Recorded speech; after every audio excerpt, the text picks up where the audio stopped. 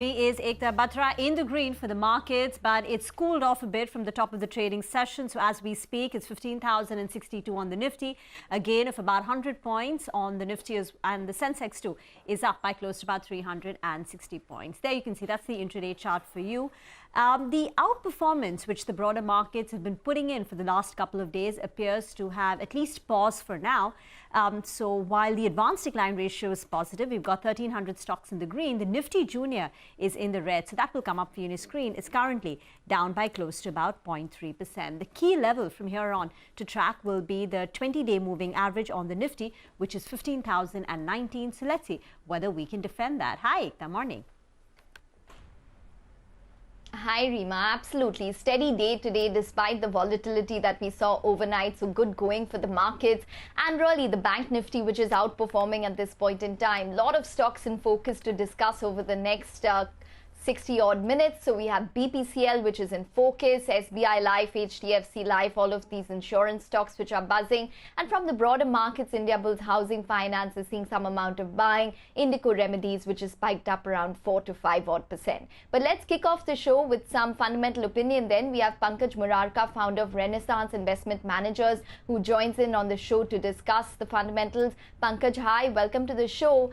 Overall, it seems as though India is showing resilience despite the rising bond yields in the US markets as well as rising crude prices.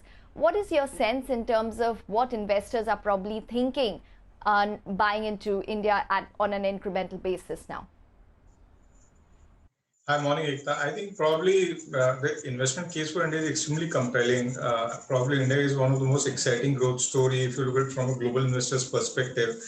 And as far as rising bond yields are concerned, I don't think so that it might have some rub-off effect on India, but I don't think so it's relevant in India's context because the real interest rates in India are still positive and have never been negative as has been the case in US.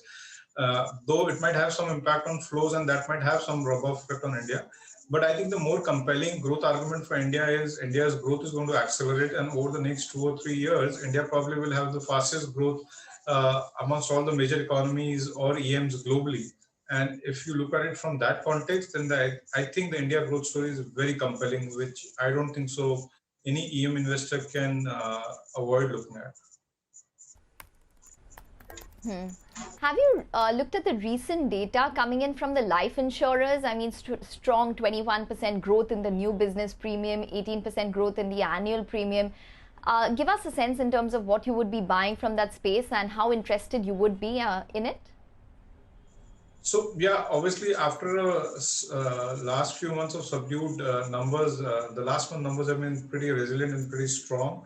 I think that's a reflection of the higher savings rate where people want to go back and invest either through insurance or through mutual funds.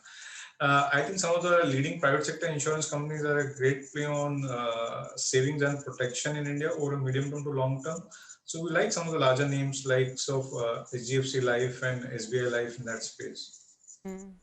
You're betting big on this investment-led growth. Now, in the last month or so, stocks have already reacted, especially since the budget. We've seen a big run-up in these economy-facing names. You believe there is more to go, and if you could highlight just some individual themes or pockets that you like in that. Well, our belief, Rima, is that we are at a cusp of a revival of India's investment cycle, which has been completely missing for the last 10 or 12 years.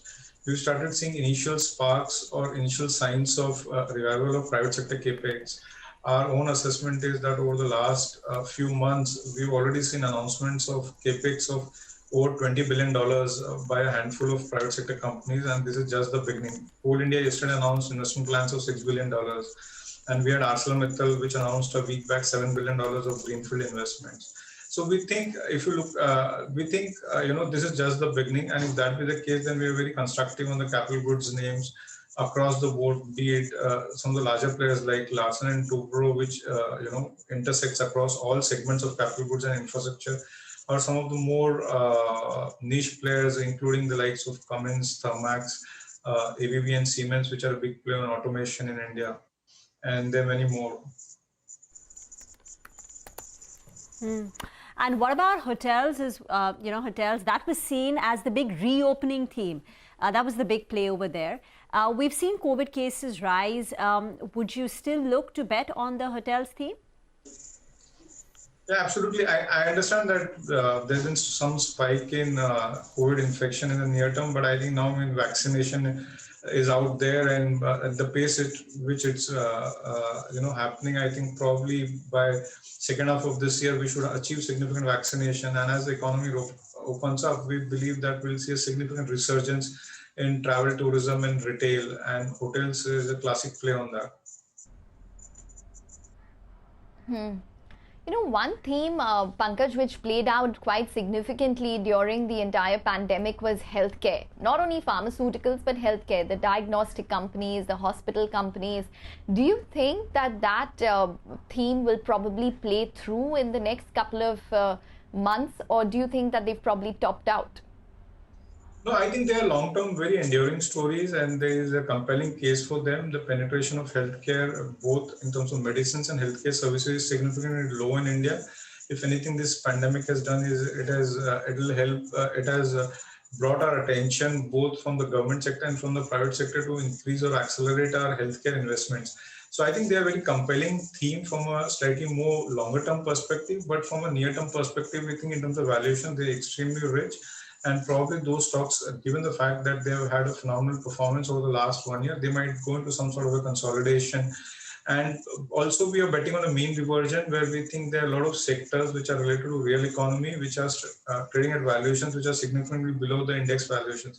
So we think there will be a mean reversion where some of these low P stocks will catch up with the index valuations, whereas some of these high P stocks might have some moderation in the valuations, more through time correction than price correction. Okay. All right, Pankaj.